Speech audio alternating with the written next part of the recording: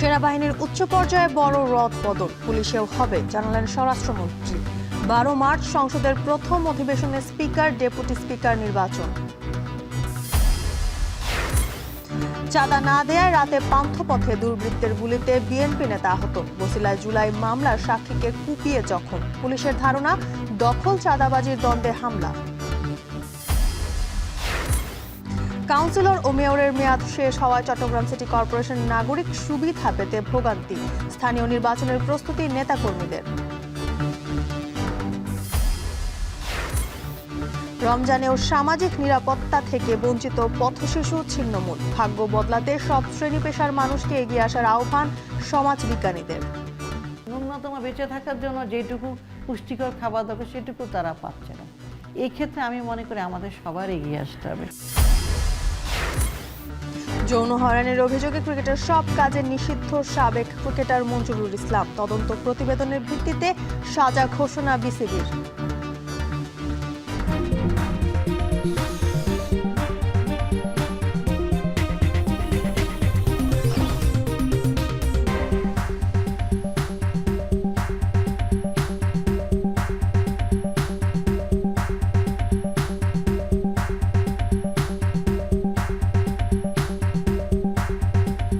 স্বাগত এখন সকালে। পুরো আয়োজনে আপনাদের সঙ্গে আছি জানসিন জুথিকা। শাহজালালের 3rd টার্মিনাল কবে নাগাদ চালু করা যায় সে বিষয়ে খতিয়ে দেখার নির্দেশ দিয়েছেন প্রধানমন্ত্রী তারেক রহমান। বিমানমন্ত্রী জানিয়েছেন প্রকল্পের অগ্রগতির খোঁজ খবর নিয়ে এই নির্দেশ দেন তিনি। এদিকে প্রধানমন্ত্রীর সঙ্গে সাক্ষাৎ করেছেন সৌদি রাষ্ট্রদূত। এ সময় বন্ধুত্বপূর্ণ সম্পর্ক নতুন উচ্চতায় উন্নীত হবে বলে আশা করেন তারেক রহমান। হাসিব বিল্লার প্রতিবেদন। সরকার গঠনের পর একের পর এক আন্তঃমন্ত্রণালয় সভা করছেন প্রধানমন্ত্রী তারেক রহমান। সেটিরই ধারাবাহিকতায় হযরত শাহজালাল বিমানবন্দরের 3rd টার্মিনাল নিয়ে রোববার সচিবালয়ে বৈঠক অনুষ্ঠিত হয়। প্রধানমন্ত্রীর সভাপতিত্বে অনুষ্ঠিত এই বৈঠকে 3rd টার্মিনাল চালুর বিষয়টি খতিয়ে দেখার নির্দেশ দেওয়া হয়েছে। কবে নাগাদ এটা তো বলা যাবে না। এটা এখন আজকে আলাপ আলোচনা হলো, ইনভেস্টিগেশন হবে, কিভাবে এটাকে আমরা তাড়াতাড়ি করতে পারি সেটা নিয়ে কাজ চলছে। এখন নির্দিষ্ট কোনো টাইম দেওয়া যাবে না। আমাদের মাননীয় প্রধানমন্ত্রী চেষ্টা করছে এটাকে যাতে সামনে চালু করা যায় সে ব্যাপারে উনি চেষ্টা করছে। পরে কয়েকটি মন্ত্রণালয়ের মন্ত্রী ও রাজনৈতিক উপদেষ্টাদের সাথে বৈঠক করেন প্রধানমন্ত্রী। বৈঠক শেষে স্বরাষ্ট্রমন্ত্রী বলেন, 12 মার্চ জাতীয় সংসদের প্রথম অধিবেশন বসবে। ওই অধিবেশনে স্পিকার ও ডেপুটি স্পিকার নির্বাচন করা হবে। ভাষণ দেবেন রাষ্ট্রপতি মোহাম্মদ শাহাবুদ্দিন। প্রধানমন্ত্রীর পরামর্শ ক্রমেই সংসদ অধিবেশন আহ্বান করবেন রাষ্ট্রপতি। সেটা নির্ধারণ হয়েছে 12 তারিখে মার্চের। সেই অধিবেশনে স্পিকার ডেপুটি স্পিকার নির্বাচিত হবে এবং ইন্টারিম গভর্নমেন্টের আমলে যে সমস্ত অধ্যাদেশ প্রণয়ন করা হয়েছে সেগুলো উপস্থাপন করা হবে, সুপ্রস্তাব হবে প্রথামাফিক এবং রাষ্ট্রপতির ভাষণ হবে। পুলিশের উচ্চ পর্যায়ে কিছু রদবদল হবে বলেও জানান স্বরাষ্ট্রমন্ত্রী। আমি এটা খোঁজ নিতে বলেছি, তদন্ত করে আমাদেরকে রিপোর্ট সাবমিট করতে বলেছি। যদি সেরকম কিছু হয় এটা আমরা এই সমস্ত বিষয়ে কঠোর ব্যবস্থা নেব। এদিকে বাণিজ্য সচিব বলেন, মার্কিন যুক্তরাষ্ট্রের সঙ্গে করা শুল্ক চুক্তির ভবিষ্যৎ নিয়ে ট্রাম্প প্রশাসনের সঙ্গে চলতি সপ্তাহে অনলাইনে বৈঠকে বসবে বাংলাদেশ। এর আগে প্রধানমন্ত্রী তারেক রহমানের সঙ্গে বৈঠক করেন সৌদি রাষ্ট্রদূত ডক্টর আবদুল্লাহ জাফার এইচ বিন আবিয়া। সৌদি সরকারের পক্ষ থেকে বাংলাদেশকে সব ধরনের সহযোগিতা অব্যাহত রাখার আশ্বাস দেন তিনি। বাংলাদেশ সৌদি আরব বন্ধুত্বপূর্ণ সম্পর্ক ভবিষ্যতে নতুন উচ্চতায় উন্নীত হবে বলে আশা প্রকাশ করেন প্রধানমন্ত্রী। হাসিব বিল্লা, এখন, ঢাকা। সেনাবাহিনীর উচ্চ পর্যায়ে কয়েকটি গুরুত্বপূর্ণ পদে রদবদল আনা হয়েছে। সেনা সদর দপ্তরের chief of general staff, principal staff officer ও ডিজিএফআই প্রধান পদে এসেছে নতুন মুখ। রোববার সেনা সদর থেকে এ সংক্রান্ত আদেশ জারি করা হয়েছে বলে প্রতিরক্ষা মন্ত্রণালয় সূত্রে জানা গেছে। প্রতিরক্ষা গোয়েন্দা পরিদপ্তরের অর্থাৎ ডিজিএফআই এর নতুন মহাপরিচালক হচ্ছেন ব্রিগেডিয়ার জেনারেল মোহাম্মদ কায়সার রশিদ চৌধুরী। অপরদিকে বর্তমান মহাপরিচালক মোহাম্মদ জাহাঙ্গীর আলমকে পররাষ্ট্র মন্ত্রণালয়ে ন্যস্ত করা হচ্ছে। পাশাপাশি লেফটেন্যান্ট জেনারেল মাইনুর রহমানকে সেনাবাহিনীর চিফ অফ জেনারেল স্টাফ হিসেবে দায়িত্ব দেওয়া হয়েছে। আগের CGS lieutenant general Mizanur Rahman Shamim সম্প্রতি অবসরে গেছেন। আর সেনাবাহিনীর 24 পদাতিক ডিভিশনের GOC major general Mir Mushfiqur রহমানকে পদোন্নতি দিয়ে লেফটেন্যান্ট জেনারেল করা হয়েছে। পদোন্নতির পর তিনি এখন হবেন সশস্ত্র বাহিনী বিভাগের প্রিন্সিপাল স্টাফ অফিসার। সবার আগে বাংলাদেশ নীতিকে স্বাগত জানিয়েছে চীন। একই সঙ্গে তিস্তা মহাপ্রকল্প বাস্তবায়নে আগ্রহ জানিয়ে বাংলাদেশের সিদ্ধান্তের অপেক্ষায় আছে দেশটি। এদিকে ঢাকা দিল্লির ঐতিহাসিক সম্পর্ক আরও এগিয়ে নিতে সদিচ্ছার কথা জানিয়েছে ভারত। রোববার দুপুরে ভারত চীন ছাড়াও পররাষ্ট্রমন্ত্রী ও প্রতিমন্ত্রীর সাথে দেখা করেন পাকিস্তানের হাই কমিশনার ও সৌদির রাষ্ট্রদূত। নতুন সরকারের সঙ্গে সহযোগিতা জোরদারের আশাবাদ জানান তারা। সুলতানা স্বর্ণার প্রতিবেদন। রবিবার বিভিন্ন দেশের হাইকমিশনার ও রাষ্ট্রদূতদের সাথে সৌজন্য সাক্ষাৎ ও বৈঠক করে ব্যস্ত সময় পার করেন নবনিযুক্ত পররাষ্ট্রমন্ত্রী খলিলুর রহমান ও প্রতিমন্ত্রী শামা ওবায়েদ। সৌজন্য সাক্ষাৎ শেষে গণমাধ্যমের সাথে কথা বলেন চীনের রাষ্ট্রদূত। নতুন সরকারের সবার আগে বাংলাদেশ নীতিতে পাশে থাকবে বেইজিং মন্তব্য করে রাষ্ট্রদূত বলেন, বাংলাদেশ সহ দক্ষিণ এশিয়ার দেশগুলোর সঙ্গে চীনের সম্পর্কে কোনো তৃতীয় দেশের হস্তক্ষেপ মানবে না দেশটি। China supports Bangladesh in pursuing its Bangladesh First policy and playing an even more prominent role in international and regional affairs. China stands ready to carry forward cooperation in all sectors with the new government of Bangladesh. Our cooperation are not target for any third party and should not be affected by any foreign forces. So any attempt to undermine our cooperation with Bangladesh or any South Asian countries were doomed to failure. বিকেলে বৈঠক শেষে ভারতের সঙ্গে ঐতিহাসিক বন্ধুত্ব এগিয়ে নিতে দেশটির আকাঙ্ক্ষার কথা নতুন সরকারকে জানান হাই কমিশনার। এছাড়া ঢাকা দিল্লির সম্পর্কের ক্ষেত্রে জনগণ কেন্দ্রিক আলোচনা হয়েছে, যার মধ্যে ভিসাও রয়েছে বলে জানান প্রণয় Verma. That we want to strengthen our people-centric cooperation in all domains. Working together in a positive, constructive and forward-looking manner and based on our mutual benefit and mutual interest. So that was the conversation that we had. এছাড়াও বিকেলে সৌজন্য সাক্ষাৎ করেন পাকিস্তানের high commissioner Imran হায়দারও। সকালে সাক্ষাৎ করেন সৌদির রাষ্ট্রদূত ডক্টর আবদুল্লাহ জাফের এইচ বিন আবিয়া। সুলতানা স্বর্ণা, এখন ঢাকা। রাজধানীতে পৃথক দুই ঘটনায় বিএনপির এক নেতা গুলিবিদ্ধ এবং জুলাই হত্যা মামলার এক সাক্ষীকে কুপিয়ে জখম করা হয়েছে। রাতে রাজধানীর পান্থপথ ও মোহাম্মদপুরের বছিলায় এই ঘটনা ঘটে। জড়িতদের ধরতে অভিযান চালাচ্ছে পুলিশ। আরও জানাচ্ছেন আসিফ ইকবাল খান। রোববার রাত 9:30 রাজধানীর পান্থপথ জোদার মার্কেটের সামনে 16 নম্বর ওয়ার্ডের বিএনপির সহসাধারণ সম্পাদক শফিকুর রহমানের কাছে চাঁদা দাবি করে 8 থেকে 10 জনের একটি গ্রুপ। চাঁদা দিতে অস্বীকৃতি জানালে গুলি চালায় দুর্বৃত্তরা। এতে গুলিবিদ্ধ হন বিএনপির নেতা। বর্তমানে ঢাকা মেডিকেলে চিকিৎসাধীন তিনি। 15:09 থেকে ঠিক 9:15 মধ্যে হবে। আমি আমার দোকানের সামনে বসা, কর্মচারীরা দোকানদারি করতেছে। এর মধ্যে 10-12 জন এসে বললো, কিরে তোরা টাকা দাস না কেন? আমি বললাম যে ভাই কিসের টাকা ভাই? কইতে তুই গুন্ডা গেছিস, গুলি করে দিস। এ বিষয়ে অভিযোগের ভিত্তিতে আইন অনুযায়ী ব্যবস্থা গ্রহণ করা হবে বলে জানায় পুলিশ।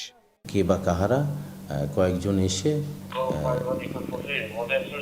তার কাছে নাকি টাকা চেয়েছিল, সে টাকা দিতে অস্বীকৃতি জানায়, যার কারণে পায়ের দিকে লক্ষ্য করে তাকে একটা গুলি করে, সে হাত দিয়ে ঠাকায় হাতে লাগে। এই বিষয়ে এখনো পর্যন্ত কোনো অভিযোগ পাই নাই আমরা। অভিযোগ পাইলে আমরা আইনগত ব্যবস্থা নেব এবং পাশাপাশি আমরা ইনফরমেশন নেওয়ার চেষ্টা করছি, তথ্য প্রমাণ সংগ্রহ চলছে আর কি।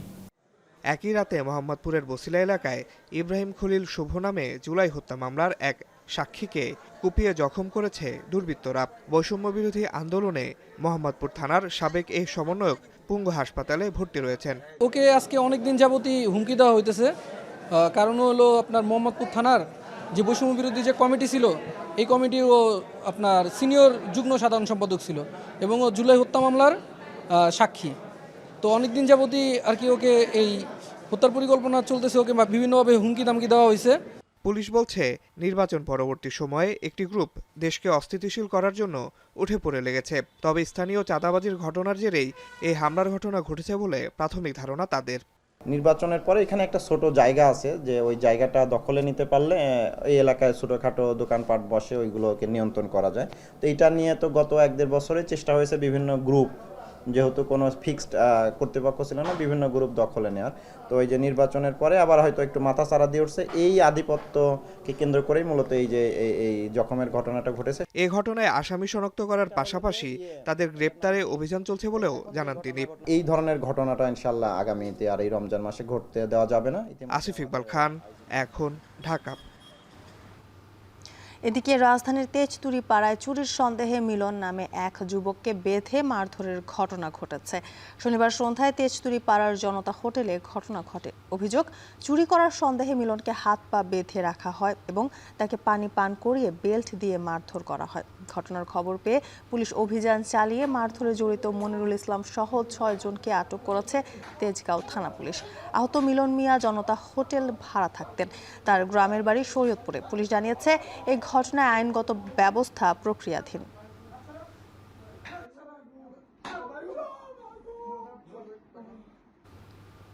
চট্টগ্রাম সিটি মেয়রের মেয়াদ শেষ, নেই 41টি ওয়ার্ডের কাউন্সিলরও, সেবা বঞ্চিত নগরবাসী। একই অবস্থা দেশের সব উপজেলা ইউনিয়ন অফিসেও। তাই জাতীয় নির্বাচনের পর এবার সবার নজর স্থানীয় ভোটে। মাঠ গোছানো, সম্ভাব্য প্রার্থী বাছাই থেকে শুরু করে প্রস্তুতি নিচ্ছেন স্থানীয় নেতারা। শোয়েব রহমানের প্রতিবেদন। 22 ফেব্রুয়ারি মেয়াদ শেষ হলো চট্টগ্রাম সিটি কর্পোরেশন এর মেয়র ও কাউন্সিলর পদের। এমন বাস্তবতায় নগর জুড়ে আলোচনায় সিটি কর্পোরেশন নির্বাচন। 5 আগস্টের পর মেয়র রেজাউল করিম আত্মগোপনে যাওয়ায় আদালতের রায়ে সে পদে বহাল হন বর্তমান মেয়র ডাক্তার শাহাদাত হোসেন। তার দাবি, আদালতের নির্দেশনা অনুসারে তিনি 2029 সাল পর্যন্ত থাকতে পারবেন স্বপদে। যদিও নিজের জনপ্রিয়তা যাচাইয়ে দ্রুত নির্বাচন চান তিনিও। বর্তমানে চট্টগ্রাম সিটি কর্পোরেশনে কোনো কাউন্সিলর দায়িত্ব পালন করছেন না। ফলে ওয়ার্ড অফিসগুলোতে প্রায় 17টি সেবা পেতে ভোগান্তিতে পড়ছেন নগরবাসী। একা মেয়রের পক্ষে এ বিপুল জনগোষ্ঠীকে কাঙ্ক্ষিত সেবা দেয়া সম্ভব নয়। তাই সবার অংশগ্রহণে একটি উৎসবমুখর নির্বাচন চান মেয়র। প্রত্যেকটা ওয়ার্ডে কোনো নির্বাচিত কাউন্সিলর না থাকাতে যে পরিমাণ সার্ভিস জনগণের পাওয়ার কথা সেই পরিমাণ সার্ভিস জনগণ পাচ্ছে না, তারা ওই সার্ভিস থেকে বঞ্চিত হচ্ছে। কাজে আমি এজন্য মনে করছিলাম যে চট্টগ্রাম সহ সারা বাংলাদেশের যে সিটি কর্পোরেশনগুলো নির্বাচন দরকার, সেখানে অবশ্যই নির্বাচন দেওয়া উচিত এবং নির্বাচিত প্রতিনিধিদের হাতে ক্ষমতা হস্তান্তর করা উচিত। এদিকে নির্বাচনের গুঞ্জনের মাঝে প্রস্তুতি নিতে শুরু করেছে রাজনৈতিক দলগুলোও। কাউন্সিলর পদ সহ মেয়র পদে যোগ্য প্রার্থী খুঁজতে শুরু করেছে দলগুলো। বিশেষ করে বিএনপির পক্ষ থেকে বিগত সময়ে দলের প্রতি ত্যাগ ও যোগ্যতা দেখে প্রার্থী বাছাইয়ে প্রাধান্য দেওয়ার কথা বলছেন নেতারা। যাদের যোগ্যতা আছে এবং মানুষের সাথে সবসময় নিবিড়ভাবে যারা কাজ করে, জনপ্রতিনিধি হিসেবে আমরা তাদেরকে এই প্রথম বিবেচনায় রাখবো। আমাদের যে সামনে নির্বাচন বা মেয়র নির্বাচন, কাউন্সিলর নির্বাচন হবে, আমরা যতটুকু প্রস্তুত আছি, আমরা প্রস্তুতের মাধ্যমে আগামী যে নির্বাচন হবে সেই নির্বাচন সম্পন্ন করতে চাই। পিছিয়ে নেই বিরোধী দল জামায়াতে ইসলামীও। সদ্য জাতীয় নির্বাচনে মহানগরের সবগুলো আসনে নিজ দলের প্রার্থী দিয়েছিল দলটি, তবে কোনোটিতেই জিততে পারেনি। দলটির নেতারা বলছেন, জাতীয় নির্বাচন আর স্থানীয় সরকার নির্বাচনের আবহ ভিন্ন। আমরা ইনশাআল্লাহ অতি ভালো প্রার্থী দিয়ে একটি ভালো নির্বাচনের মাধ্যমে চট্টগ্রামের মানুষদেরকে আমরা সুসংবাদ দিতে চাই যে লোকাল গভর্নমেন্টে মানুষ আমাদেরকে সমর্থন এবং সাহায্য যোগাবে। বর্তমানে 21 সদস্যের একটি কমিটি দিয়ে ওয়ার্ড অফিসগুলোতে নাগরিক সেবা প্রদান করা হচ্ছে। তবে এতে তৈরি হয়েছে দীর্ঘসূত্রতা। জন্ম, জাতীয়তা ও চারিত্রিক সনদ, ওয়ারিশ সনদ প্রদান সহ নানান সেবা পেতে বিলম্ব ও ভোগান্তি বেড়েছে। ফলে দ্রুত নির্বাচনের মাধ্যমে ওয়ার্ড অফিসগুলোকে কার্যকর করার দাবি নগরবাসীর। যে মনিবন্ধন আমার থেকে রাখতো আগে কাউন্সিলর, তখন লাগতো 3 দিন, এখন লাগতেছে আমার থেকে 15 দিন। এই 15 দিনের কারণ আমি আমার কাজটা আটকে গেছে। কাউন্সিলর না থাকায় রাস্তাঘাটে ময়লা দেখা যাচ্ছে। কাউন্সিলর না থাকার অবস্থা এখানে কিছু পরিবেশও ঠিক নেই, কিছু ঠিক নেই। একই অবস্থা দেশের উপজেলা সদর, পৌরসভা ও ইউনিয়নেও। নির্বাচিত জনপ্রতিনিধির অভাবে দীর্ঘ সময় ধরে ভোগান্তিতে সাধারণ মানুষ। তাই জাতীয় নির্বাচনের পর এবার সবার চোখ স্থানীয় নির্বাচনের দিকে। শোয়েব রহমান, এখন, চট্টগ্রাম। রাত বাড়ে আর রাজধানীতে নামে নিস্তব্ধতা। ঠিক তখন ভেসে আসে ক্ষুধার আর্তনাদ। বছর জুড়ে পথশিশু ও ছিন্নমূল মানুষ বঞ্চিত সামাজিক নিরাপত্তা থেকে। এবারও রমজানে সেহরির অপেক্ষায় নির্ঘুম রাত কাটছে অসহায়দের। তাদের ভাগ্য বদলাতে সমাজের সব শ্রেণী পেশার মানুষকে এগিয়ে আসার আহ্বান সমাজবিজ্ঞানীদের। রাজু আহমেদের প্রতিবেদন। ভাই, গরিবের আবার রোজা কি? কেউ দিলে খাই, না দিলে খাই না, কেউ দিলে খাই, না দিলে উপোস থাকি, কোনো সময় রোজা রাখি না, রাস্তায় থাকি, রাস্তায় ঘুমাই, আমার আব্বা আম্মু নাই।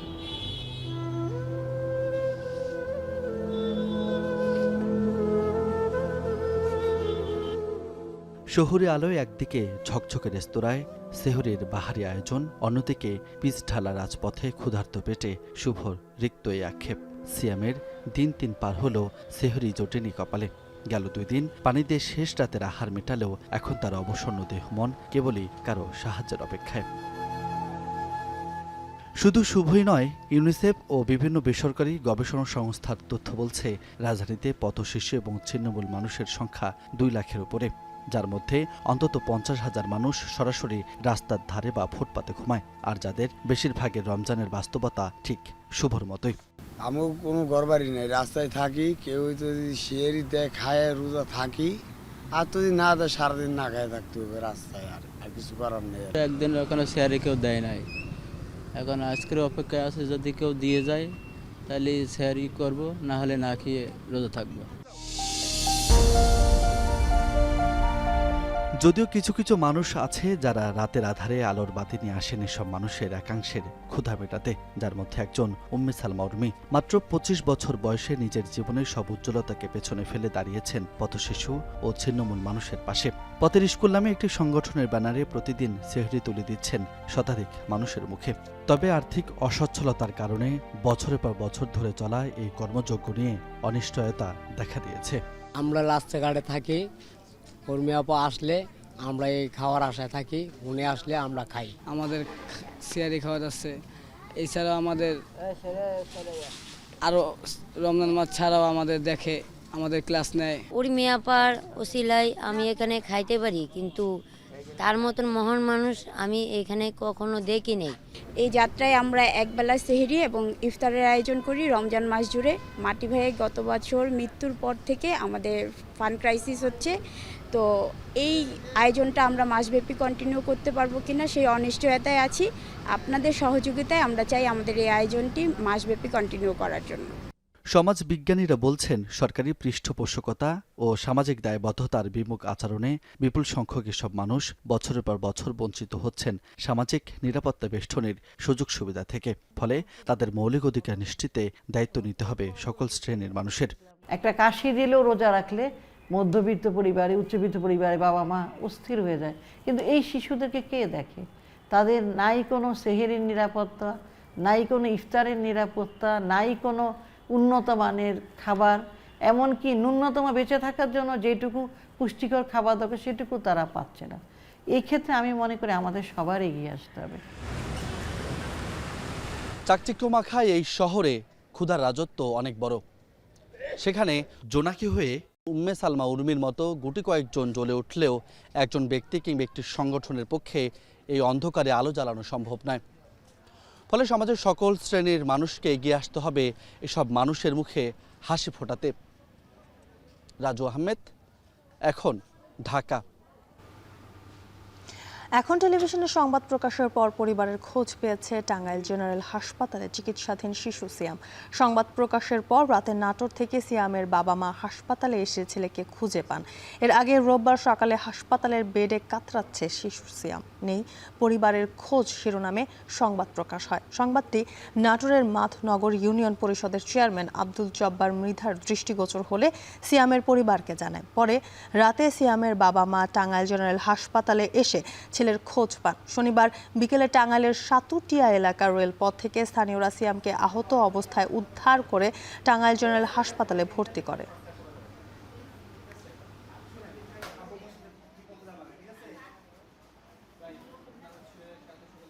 রোজা শুরু হতে রাজধানীর বাজারে শুরু হয়েছে ঈদের কেনাকাটা। নিউ মার্কেট, গাউছিয়া, নূরজাহানের মতো কিছু মার্কেটে ভিড় বাড়লেও বড় শপিং মলে নেই ক্রেতার সমাগম। গরমে আরামদায়ক পোশাকের চাহিদা বাড়লেও উচ্চ মূল্যে হতাশ ক্রেতারা। ঈদের আনন্দ ঘিরে কেনাকাটায় আগ্রহ থাকলেও দামের চাপই এখন বড় বাস্তবতা। আরও জানাচ্ছেন শাহরিয়ার জামান পুলক।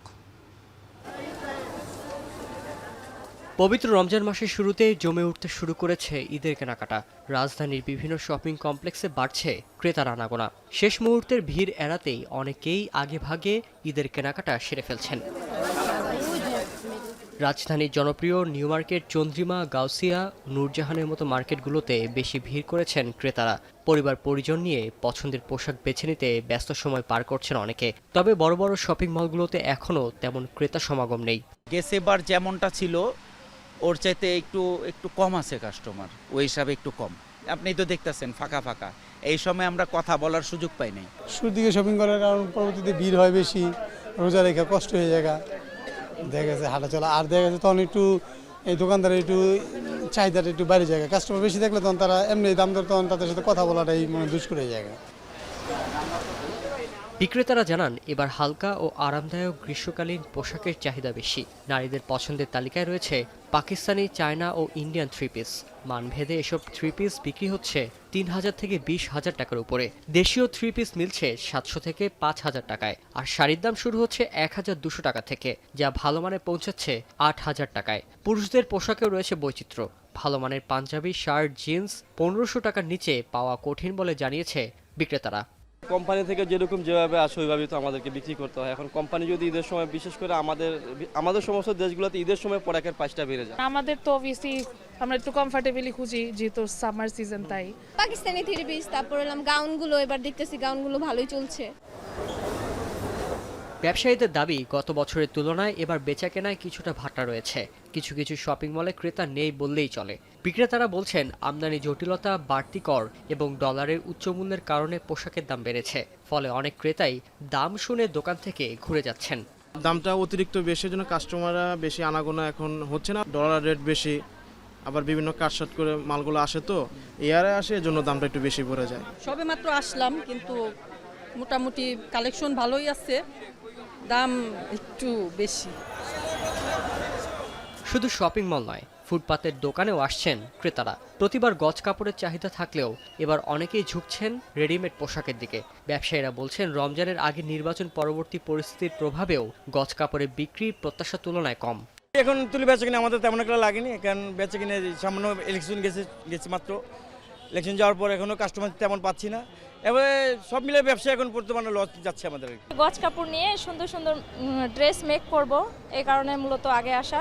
আগের থেকে বেচা কিনা মানে কমার দিকে, আমাদের তো গজ কাপড়, এখন তো সবাই রেডিমেডের দিকে যুগ। ক্রেতাদের প্রত্যাশার দাম কিছুটা সহনীয় হলে ঈদের আনন্দ আরও পূর্ণতা পাবে। আর ব্যবসায়ীরা আশাবাদী, রমজানের শেষ ভাগে বিক্রি বাড়বে এবং ঈদ বাজারে ফিরবে প্রাণচাঞ্চল্য। শাহরিয়াজামান পুলক, এখন, ঢাকা। ঈদের আগে নিত্যপণ্যের মতোই চাহিদা বাড়ে প্রসাধনী সামগ্রীর। বিদেশি ব্র্যান্ডের সঙ্গে পাল্লা দিয়ে বড় হচ্ছে দেশীয় প্রসাধনী ব্র্যান্ডের বাজার। এবার ঈদকে ঘিরে কিশোরগঞ্জের ভৈরবে অন্তত ৫ কোটি টাকার প্রসাধনী সামগ্রী বেচাকেনার আশা ব্যবসায়ীদের। তবে সীমান্ত দিয়ে অবৈধভাবে ভারতীয় প্রসাধনীর চোরাচালান ঠেকানোর দাবি তাদের। আজিজুল সঞ্চয়ের প্রতিবেদন। ঈদে নতুন পোশাকের মতোই আরেক অবিচ্ছেদ্য অনুষঙ্গ প্রসাধনী। এরই মধ্যে ভৈরবের বিপণী বিতানগুলোতে বেড়েছে ক্রেতাদের আনাগোনা। নতুন পোশাকের পাশাপাশি রূপসজ্জায় প্রসাধনীর দোকানগুলোতেও ঢু মারছেন নারীরা। ফেস পাউডার, ফেস ওয়াশ, মেহেদি, রঙিন লিপস্টিকের মতো নিত্য প্রয়োজনীয় প্রসাধনীর দিকেই তাদের ঝোঁক বেশি। আগে বিদেশি ব্র্যান্ডের কাটতি বেশি থাকলেও ইদানিং চাহিদা বেড়েছে দেশীয় ব্র্যান্ডের প্রসাধনীর। দামে সাশ্রয়ী এবং গুণগত মান ভালো হওয়ায় ধীরে ধীরে বড় হচ্ছে দেশীয় প্রসাধনীর বাজার। ব্যবহারকারীদের আস্থা অর্জনে দেশীয় প্রসাধনীর গুণগত মান আরও বাড়ানোর দাবি ক্রেতা বিক্রেতাদের। যদি দেশীয় পণ্যের চাহিদা বাড়াতে চায়, তাহলে অবশ্যই পণ্যের মান ভালো করতে হবে। এখন মানুষ আস্তে আস্তে দেশীয় কোম্পানিগুলো ভালো করতেছে আর কি। প্রায় মান্থলি আমি ৫০,০০০ টাকা মাল সেল করতে পারি। মমতাজের বিভিন্ন ফেসিয়াল আছে।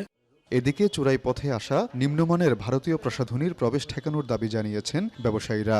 সবচেয়ে বড় মার্কেট হচ্ছে আমাদের মমতাজের, এবং সারা বাংলাদেশের মধ্যে মমতাজের মার্কেট যে ৪-৫টা জায়গার মধ্যে সবচেয়ে বড়, তার মধ্যে ভৈরব মার্কেটটা হচ্ছে খুব গোছানো এবং সবচেয়ে ভালো মার্কেট।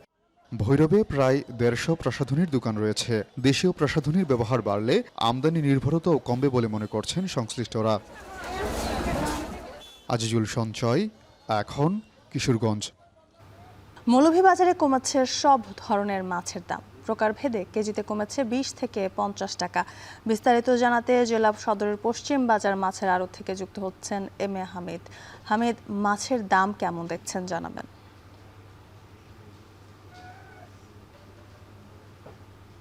জ্যোতিকা, রমজান আসার পর থেকে কিন্তু মৌলভীবাজারে মাছের দাম কিছুটা কমতে শুরু করেছে। আমি কথা বলেছিলাম মাছের আড়তদারদের সাথে, তারা আমাকে জানিয়েছেন যে রমজানের আগে মাছের দাম কিছুটা কম ছিল, কিন্তু রমজানের কিছুটা বাড়তির দিকে ছিল, কিন্তু রমজান আসার পর থেকে চাষের যে মাছগুলো আছে সেই মাছের দাম কমের দিকে।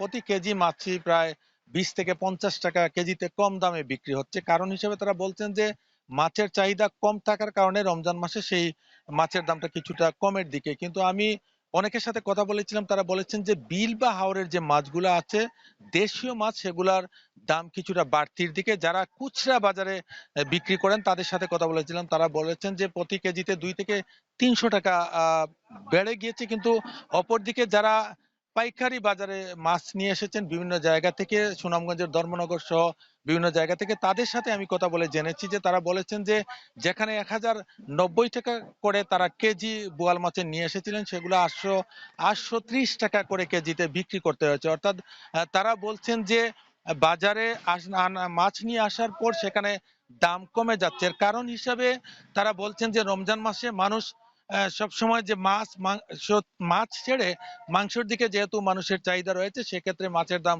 কিছুটা কম রয়েছে। আমি বাজার ঘুরে দেখেছি বোয়াল, আড় বা অন্যান্য যে মাছগুলো দেশীয় মাছগুলো রয়েছে সেগুলার দাম কিছুটা বেশি। অর্থাৎ যারা খুচরা বিক্রেতা তারা বলছেন যে প্রতি কেজি মাছ 1300 থেকে 1400 টাকা বা পখার বেঁধে 1600 টাকা পর্যন্ত বিক্রি হচ্ছে। অপরদিকে দেশীয় চাষের মাছ যেগুলো রয়েছে সেগুলা 200, যে মাছগুলো আগে 400 টাকা বিক্রি হতো সেটা এখন 350 টাকায় পাইকারি বাজারে বিক্রি হচ্ছে। যে মাছটা 300 টাকায় বিক্রি হতো সেটা এখন 250 টাকায় বিক্রি হচ্ছে। বলা যায় যে মৌলভীবাজারে যে মাছের বাজার রয়েছে সেখানে খুচরা বাজারে মাছের দাম বাড়তির দিকে হলেও কিন্তু পাইকারি বাজারে মাছের দাম খুবই কমের দিকে আছে।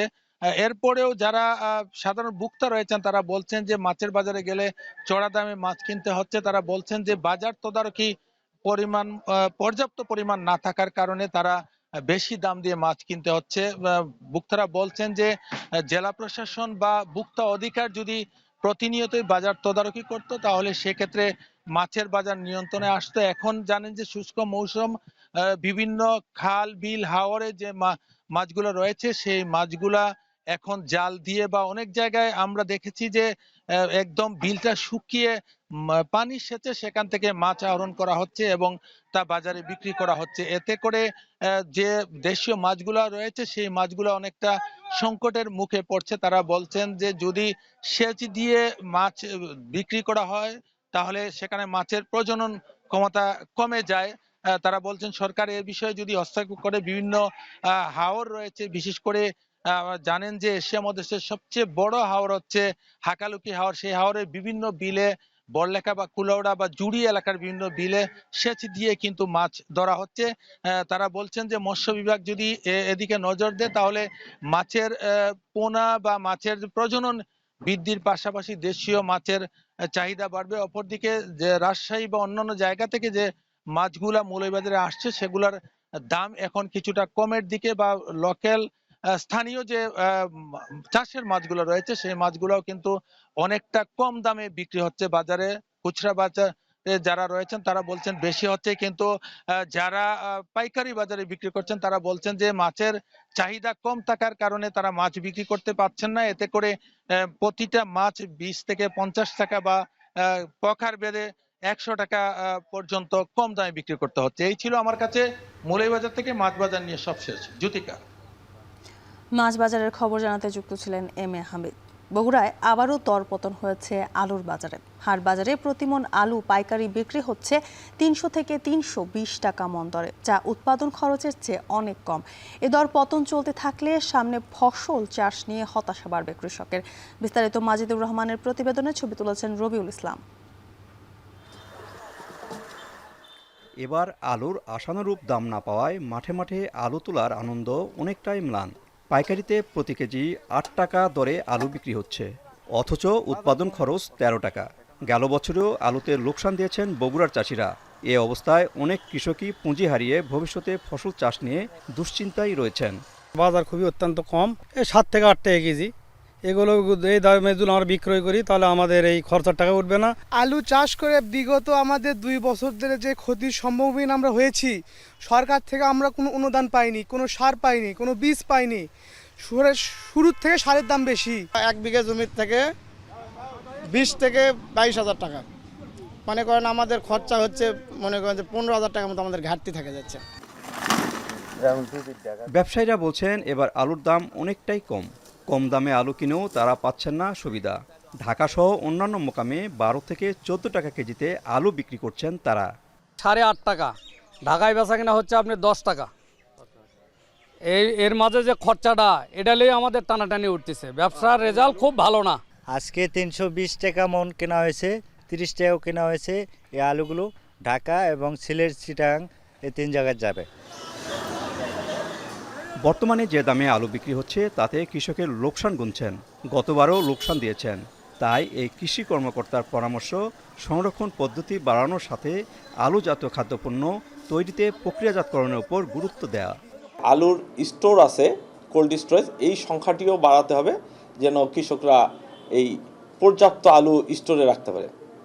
এবং আলুগুলোকে আমরা যদি প্রসেসিং করে ভবিষ্যতের জন্য সংরক্ষণ করতে পারি, বিভিন্নভাবে আলুর ম্যাশ তৈরি করে, আলুর পাউডার ফ্লেক্স তৈরি করে, আলুর চিপস তৈরি করে, অন্যান্য যে আলুর বিভিন্ন ধরনের পণ্য যেগুলো আসলে বহির্বিশ্বে ব্যাপক প্রচলিত, এইভাবে যদি আমরা প্রসেসিং ইন্ডাস্ট্রিতে জোর দিতে পারি তাহলে এই আলুর ন্যায্য মূল্য নিশ্চিত করা সম্ভব হবে। বগুড়ায় এবার 56,000 হেক্টর জমিতে 13 লাখ মেট্রিক টন আলু উৎপাদনের আশা করছে কৃষি বিভাগ। প্রতিটি ফসলে কৃষক তাদের স্বপ্ন বোনেন, কোনো স্বপ্নে বাস্তবে ধরা দেয়, কোনো স্বপ্ন আবার দুঃস্বপ্ন হয়ে তাদের মাঝে দেখা দেয়। যেমন আজকের এই আলুর কেজি 6 থেকে 8 টাকা, যেখানে কৃষকের উৎপাদন খরচই উঠছে না। তবে এখন দেখার বিষয় নতুন সরকার যে কৃষক কার্ডের ঘোষণা দিয়েছেন তা কতটুকু তাদের কাজে লাগে। বগুড়া ঘোড়াধাপার থেকে মাজিদুর রহমান, এখন। রোজায় ইফতারের অন্যতম অনুষঙ্গ মুড়ি। টাঙ্গাইলে ব্যস্ত সময় পার করছেন শত শত মুড়ি কারিগররা বলছেন ধান সহ বিভিন্ন উপকরণের দাম বাড়ায় তেমন লাভ হচ্ছে না। স্থানীয়রা বলছেন টাঙ্গাইলের মুড়ির সারা দেশেই কদর রয়েছে। কাউসার আহমেদের প্রতিবেদন। ঐতিহ্য আর স্বাদের অনন্য মিশ্রণ হাতে ভাজা টাঙ্গাইলের মুড়ি। প্রযুক্তির এই সময় এসেও যার কদর অটুট। জেলার প্রত্যন্ত গ্রামেও ভোর থেকে বিকেল পর্যন্ত অবিরত মুড়ি ভাজায় ব্যস্ত সময় পার করছেন শত শত নারী। বাড়ির পুরুষরাও তাদের সহযোগিতা করছেন। টাঙ্গাইলের কালিহাতীর দৌলতপুর গ্রাম, যেখানে মাটির চুলায় তৈরি হচ্ছে ঐতিহ্যবাহী হাতে ভাজা মুড়ি। শুধু এই গ্রাম নয়, জেলার বিভিন্ন গ্রামে চলছে এই কর্মযজ্ঞ। তবে মুড়ির কারিগররা বলছেন ধান সহ বিভিন্ন উপকরণের দাম বেড়ে যাওয়ায় তেমন লাভ হচ্ছে না। তাতে 500 টাকা 600 টাকা লাভ দেখা যায়, ওই খরচা মরচা দিয়ে 200 টাকা 250 টাকা থাকে, ওই দিয়ে চলে ফিরে খায়। আগের মতো ভাজে না, মানে ব্যবসার মানে চাউলের কারণে, মিলের কারণে অতটা বাজে না। যার ধরুন অনেক লোক মুড়ি বাঁচত এই গ্রামে, এখন কম। পাইকার ও স্থানীয়রা বলছেন হাতে ভাজা মুড়ি জেলার চাহিদা মিটিয়ে আশেপাশের জেলাসহ রাজধানীতে সরবরাহ করা হচ্ছে। প্রতি কেজি মুড়ি 90 থেকে 95 টাকায় কিনে 110 থেকে 120 টাকা দরে বিক্রি করা হচ্ছে। অনেক চাহিদা, এটা অনেক ফাঁকে ফাঁকে থেকে লোক আসে, এখানে আইসা নিয়ে যায়, অনেক পাইকার আসে। দৌলতপুরের মুড়ি, কালিহাতীর মুড়ি যে টাঙ্গাইল বেশি, আমরা টাঙ্গাইল যায়, বল্লা যায়, রামপুর যায়, সিরাজগঞ্জ যায় এখান থেকে। ঐতিহ্যবাহী এই শিল্পকে আরও প্রসারিত এবং কারিগরদের সহায়তায় প্রয়োজনীয় উদ্যোগ নেওয়ার কথা জানিয়েছেন স্থানীয় প্রশাসন। তাদের আর্থিক দৈন্যদশার কারণে হয়তোবা তারা এর উৎপাদন এবং বিপণন কার্যক্রমকে গতিশীল করতে পারছে না। স্থানীয়ভাবে যদি কেউ আমাদের কাছে সরকারি কোনো সহায়তা অথবা ঋণ কার্যক্রমে সম্পৃক্ত হতে চায়, সেক্ষেত্রে আমরা তাদেরকে বিভিন্ন সরকারি দপ্তরের মাধ্যমে তাদের সুদমুক্ত যে ঋণ, সে বিষয়ে আমরা সহযোগিতা করব। কষ্ট আর ঘামের বিনিময়ে কারিগররা মানুষের কাছে পৌঁছে দিচ্ছেন ইফতারের অন্যতম অনুষঙ্গ মুড়ি। তবে তাদের টিকে থাকতে প্রয়োজন ন্যায্য দাম ও সরকারি সহায়তা। এখন টাঙ্গাইল। ফ্লোরিডায় মার্কিন প্রেসিডেন্ট ডোনাল্ড ট্রাম্পের মার-এ-লাগো রিসর্টে অনুপ্রবেশের সময় পুলিশের গুলিতে এক ব্যক্তি নিহত হয়েছেন। সন্দেহভাজন ওই ব্যক্তি একটি শটগান ও জ্বালানি ক্যান সহ ট্রাম্পের রিসর্টের উত্তর গেট দিয়ে প্রবেশ করেছিলেন। রোববার স্থানীয় সময় ভোর রাতে এই ঘটনা ঘটে, যদিও তখন সেখানে ছিলেন না ট্রাম্প। বিস্তারিত জানাচ্ছেন তানভীর জনি। স্থানীয় সময় শনিবার মধ্যরাতে কড়া নিরাপত্তার বলয় ফাঁকি দিয়ে ফ্লোরিডায় ট্রাম্পের মারে-লাগোর রিসোর্টের ভেতরে ঢুকে পড়েন এক ব্যক্তি। এ সময় তার হাতে একটি শটগান ও জ্বালানি তেলের ক্যান ছিল। এক বিবৃতিতে মার্কিন সিক্রেট সার্ভিস জানিয়েছে, রিসোর্টের উত্তর গেট দিয়ে প্রবেশ করে ওই ব্যক্তি সন্দেহজনকভাবে ঘোরাফেরা করছিলেন। এ সময় নিরাপত্তা কর্মীরা তাকে অস্ত্র ফেলে আত্মসমর্পণের নির্দেশ দেন। যদিও তা অমান্য করে উল্টো তাদের লক্ষ্য করে বন্দুক তাক করেন ওই ব্যক্তি। এ সময় আত্মরক্ষায় নিরাপত্তা কর্মীরা গুলি ছুড়লে ঘটনাস্থলেই প্রাণ হারান ২০ বছর বয়সী সন্দেহভাজন ওই যুবক। সন্দেহভাজন বন্দুকধারী কী উদ্দেশ্যে সেখানে অনুপ্রবেশ করেছিল তা জানা যায়নি। পাম বিচ কাউন্টির পুলিশ ঘটনাস্থল থেকে উদ্ধার করা শটগানের একটি ছবি প্রকাশ করেছে। ঘটনা তদন্তে সিক্রেট সার্ভিস ও পুলিশের পাশাপাশি কাজ চালিয়ে যাচ্ছে FBI।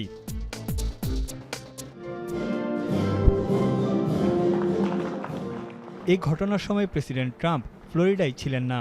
বর্তমানে তিনি ওয়াশিংটন ডিসিতে আছেন। এর আগে ২০২৪ সালের সেপ্টেম্বরে ফ্লোরিডার পাম বিচের একটি গলফ ক্লাবের ঝোপের ভেতর থেকে সশস্ত্র এক ব্যক্তিকে আটক করে নিরাপত্তা বাহিনী। ট্রাম্পকে হত্যাচেষ্টার মামলায় সন্দেহভাজন ওই ব্যক্তিকে যাবজ্জীবন কারাদণ্ড দেওয়া হয়। তানভীর জনি, এখন বিশ্ব। চিরাচরিত পারমাণবিক অস্ত্র নয়, একদম নতুন প্রজন্মের পরমাণু অস্ত্র নিয়ে গবেষণা চলছে চীনে। এরই মধ্যে অন্তত একটি অস্ত্রের সফল পরীক্ষাও চালিয়েছে দেশটি। পশ্চিমা গোয়েন্দাদের বরাতে এমনই দাবি CNN-এর। যদিও এসব দাবি উড়িয়ে দিয়ে চীনা কর্মকর্তাদের পাল্টা অভিযোগ, নিজেদের পরমাণু আধিপত্য আড়াল করতে রাজনৈতিক গেম খেলছে ওয়াশিংটন। অর্ণপ্রসাদের প্রতিবেদন। আত্মরক্ষার কৌশল ও প্রতিপক্ষকে সামরিক শক্তির জানান দিতে ১৯৬৪ সালে পারমাণবিক অস্ত্রভান্ডার নির্মাণ করে চীন। তবে বাণিজ্য সহ প্রযুক্তির অন্যান্য খাতে প্রতিপক্ষ যুক্তরাষ্ট্রকে সমান তালে টক্কর দিলেও পরমাণু সমৃদ্ধকরণ কর্মসূচিতে ওয়াশিংটনের থেকে এখনও অনেকটা পিছিয়ে বেইজিং। সম্প্রতি চীন একদম নতুন প্রজন্মের পরমাণু অস্ত্র নিয়ে গবেষণা চালাচ্ছে বলে দাবি করেছে একাধিক মার্কিন গোয়েন্দা সংস্থা। CNN-এর প্রতিবেদনে উঠে এসেছে এমন তথ্য। এছাড়া পশ্চিমা গোয়েন্দাদের দাবি, ২০২০ সালে চীনের ভেতরে গোপনে অন্তত একটি পরমাণু অস্ত্রের পরীক্ষা চালানো হয়েছে। সামনের দিনে চীন এ ধরনের পরীক্ষা আরও চালাতে পারে বলে ট্রাম্প প্রশাসনকে সতর্ক করেছেন মার্কিন পররাষ্ট্র দপ্তরের শীর্ষ কর্মকর্তা। শুধু পরমাণু নয়, বেইজিংয়ের কাছে আরও অনেক আধুনিক অস্ত্র মজুত রয়েছে বলেও দাবি তার। এসব অভিযোগ ভিত্তিহীন দাবি করে CNN-কে দেয়া সাক্ষাৎকারে ওয়াশিংটনে নিযুক্ত চীনা দূতাবাসের এক কর্মকর্তা জানান, নিজেদের পরমাণু আধিপত্য আড়াল করতে রাজনৈতিক কৌশলের আশ্রয় নিয়েছে ওয়াশিংটন। এছাড়া বেইজিং নিজেদের পরমাণু পরীক্ষায় যুক্তরাষ্ট্রের কোনো অজুহাত মানবে না বলেও সাফ জানান তিনি। অর্ণপ্রসাদ, এখন বিশ্ব। লন্ডন সহ যুক্তরাজ্যের বাংলাদেশি অধ্যুষিত এলাকায় জমে উঠেছে ইফতার বাজার। ভারী ইফতার সাজিয়ে ক্রেতা টানছেন প্রবাসী ব্যবসায়ীরা। বিশেষ ছাড়ে কেনাকাটার সুযোগে বাজারগুলো রূপ নিয়েছে বাংলাদেশিদের মিলন মেলায়। আরও জানাচ্ছেন শরীফুল ইসলাম চৌধুরী। উৎসব বা যে কোনো আয়োজনে যুক্তরাজ্য প্রবাসীদের জীবনে বাঙালিয়ানার ছাপ স্পষ্ট। রমজানের ইফতারও ব্যতিক্রম নয়। প্রতি বছর লন্ডনের বিভিন্ন এলাকায় বসে ইফতার বাজার। বিকেল গড়াতেই ক্রেতার ভিড়ে মুখর হয়ে ওঠে দোকানগুলো। ব্যবসায়ীরা জানান, রমজানের শুরু থেকেই জমে উঠেছে বেচাকেনা। প্রতিবারের মতো এবারও আমরা বেশ কিছু ইফতার আইটেমগুলো নিয়ে এসেছি, যেটা পুরান ঢাকার ঐতিহ্যবাহী ইফতার আইটেমের মধ্যে অন্যতম। অনেকগুলো আইটেম আমাদের এই জায়গায় রয়েছে। প্রতিটা বাঙালি ঘরে যা দরকার হয় আমাদের এখানে সবটা আছে। আলহামদুলিল্লাহ, আমরা এই পর্যন্ত বেশ চলছে। আমাদের হালিম আছে, সমুচার চাট আছে, আর জিলাপিও আছে। ইফতার বাজার করতে লন্ডনের বিভিন্ন এলাকা থেকে ক্রেতারা ছুটে আসেন ইস্ট লন্ডনে। দূর প্রবাসী ও দেশি ইফতারের স্বাদ পেয়ে আনন্দিত প্রবাসীরা। ইফতারে সবচেয়ে বেশি চাহিদা জিলাপির। জিলাপি কিনতে বিভিন্ন দোকানের সামনে দেখা যায় দীর্ঘ সারি। অবশ্যই বাংলাদেশি ফ্লেভার মিলে। আমি নরউইচ থেকে আইছি, আমি ওখান থেকে লইয়া দিলাম বাংলাদেশি ফ্লেভার দেখিও। জিলাপি, মিষ্টি, এর বাদে সমসা, মোটামুটি দেখা যায় সোনাগার যে গুড প্রাইস আছে তারা। আমরা জিলাপি দিয়া শেষ করতে পারি না, এখনো লাইনে ১-১৫০ লোক আছে। থেকে আসছে এখানে 45 মিনিট হয়ে গেছে লাইন, এইখানে আবার পে করবো, তারপরে কখন পাবো এটা তো ঠিক নাই। গোটা রমজান জুড়ে হোয়াইটচ্যাপেলের স্থানীয় বাসিন্দাদের চাহিদা মেটাতে ইফতার বিক্রি করবে ছোট বড় 30টির বেশি দোকান। প্রতিদিন বিকেল থেকেই এসব দোকানে সাজানো হয় বাহারি ইফতার সামগ্রী, আর ক্রেতাদের ভিড়ে এলাকা হয়ে ওঠে মুখর ও প্রাণবন্ত। শরীফুল ইসলাম চৌধুরী, এখন লন্ডন। জাতীয় নারী দলের সাবেক অধিনায়ক জাহানারা আলমের অভিযোগ তদন্তে গঠিত কমিটির প্রতিবেদনের ভিত্তিতে সাবেক ক্রিকেটার মঞ্জুরুল ইসলামকে ক্রিকেটের সব কাজ থেকে নিষিদ্ধ করেছে বিসিবি। রোববার প্রেস বিজ্ঞপ্তিতে এই খবর নিশ্চিত করা হয়। রেজাউল করিমের প্রতিবেদন। নারী জাতীয় ক্রিকেট দলের সাবেক অধিনায়ক জাহানারা আলম এক সাক্ষাৎকারে জাতীয় দলের সাবেক ক্রিকেটার ও নারী দলের সাবেক নির্বাচক এবং ম্যানেজার মঞ্জুরুল ইসলাম মঞ্জুর বিরুদ্ধে যৌন হয়রানির অভিযোগ তোলেন। অবশেষে শাস্তি পেলেন অভিযুক্ত মঞ্জু। রোববার রাতে আনুষ্ঠানিক এক প্রেস বিজ্ঞপ্তিতে বাংলাদেশ ক্রিকেট বোর্ড মঞ্জুকে শাস্তি দেওয়ার বিষয়টি নিশ্চিত করেছে, যেখানে বিসিবি জানিয়েছে এখন থেকে ক্রিকেট সংশ্লিষ্ট কোনো ধরনের কাজে যুক্ত করা হবে না তাকে। শুধু তাই নয়, দেশের ক্রিকেটের সাথে যুক্ত সব ধরনের কর্মকাণ্ডে নিষিদ্ধ হয়েছেন মঞ্জুরুল। এর আগে জাহানারা আলমের অভিযোগের ভিত্তিতে করা স্বাধীন কমিটি গত 4 ফেব্রুয়ারি প্রাথমিকভাবে মঞ্জুরুলের বিপক্ষে তদন্ত রিপোর্ট জমা দেয়, যেখানে জানানো হয় অভিযুক্ত ব্যক্তির বিরুদ্ধে ওঠা অভিযোগের প্রাথমিক প্রমাণ পেয়েছেন তারা। সাক্ষাৎকারের পর জাহানারা আলম যে লিখিত অভিযোগ দেন তাতে বিসিবির নারী উইংয়ের প্রয়াত ইনচার্জ তৌহিদ মাহমুদের নামও উঠে আসে। তবে বিসিবির একটি সূত্র জানিয়েছে তৌহিদের বিরুদ্ধে করা অভিযোগের সত্যতা পায়নি তদন্ত কমিটি। রেজাউল করিম, এখন। বাংলাদেশ ক্রিকেট বোর্ডের প্রধান নির্বাচকের দায়িত্ব পেতে যাচ্ছেন জাতীয় দলের সাবেক অধিনায়ক হাবিবুল বাশার সুমন। বর্তমান প্রধান নির্বাচক গাজী আশরাফ হোসেন লিপুর স্থলাভিষিক্ত হচ্ছেন তিনি। তবে বিসিবি সূত্রের তথ্য মতে মার্চের পাকিস্তান সিরিজ পর্যন্ত লিপুই থাকবেন দায়িত্বে। এর আগে 2016 সাল থেকে 2024 সাল পর্যন্ত দীর্ঘ 8 বছরের নির্বাচক প্যানেলে কাজ করেছিলেন হাবিবুল বাশার। সেই অভিজ্ঞতার কারণেই এবার তাকে প্রধান নির্বাচক পদের জন্য বিবেচনা করেছে বোর্ড। চলতি মাসের 28 তারিখ শেষ হচ্ছে বর্তমান প্রধান নির্বাচক গাজী আশরাফ হোসেন লিপুর মেয়াদ। যদিও বাংলাদেশ ক্রিকেট বোর্ডের ইচ্ছা ছিল লিপুর সাথে চুক্তি নবায়ন করার, তবে ব্যক্তিগত কারণ দেখিয়ে সরে যাচ্ছেন তিনি, যার ফলে শূন্য হতে যাওয়া পদের জন্য যোগাযোগ করা হয় হাবিবুল বাশারের সঙ্গে। যদিও বিসিবি সূত্র জানিয়েছে আরও 1 মাসের জন্য নির্বাচক হিসেবে থাকার জন্য সম্মতি দিয়েছেন গাজী আশরাফ লিপু। তবে বাশার বা লিপু কারো বিষয়ে আনুষ্ঠানিক বিবৃতি দেয়নি বিসিবি।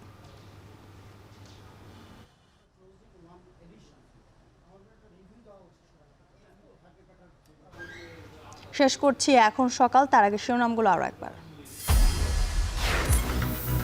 সেনাবাহিনীর উচ্চ পর্যায়ে বড় রথ বদল পুলিশেও হবে, জানালেন স্বরাষ্ট্রমন্ত্রী।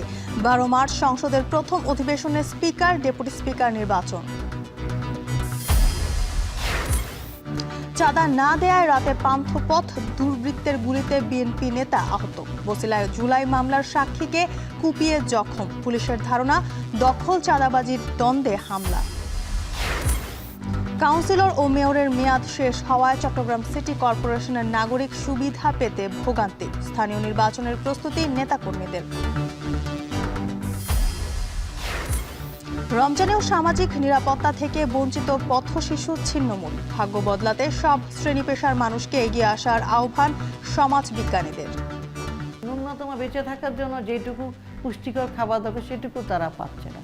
এই ক্ষেত্রে আমি মনে করি আমাদের সবার এগিয়ে আসতে হবে। যৌন হয়রানির অভিযোগে ক্রিকেটের সব কাজে নিষিদ্ধ সাবেক ক্রিকেটার মঞ্জুরুল ইসলাম, তদন্ত প্রতিবেদনের ভিত্তিতে সাজা ঘোষণা বিসিবির।